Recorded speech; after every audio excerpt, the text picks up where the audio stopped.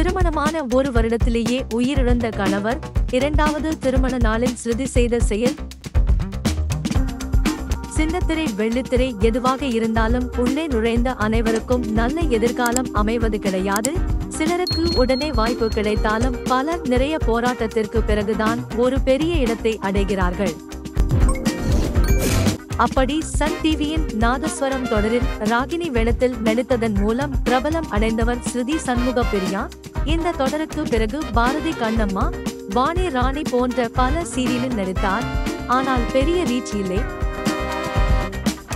அரவிந்த் என்பவரை திருமணம் செய்த நிலையில் கல்யாணம் ஆன ஒரே ஆண்டிலேயே அவரது கணவர் மாரடைப்பு ஏற்பட்டு உயிரிழந்தார்.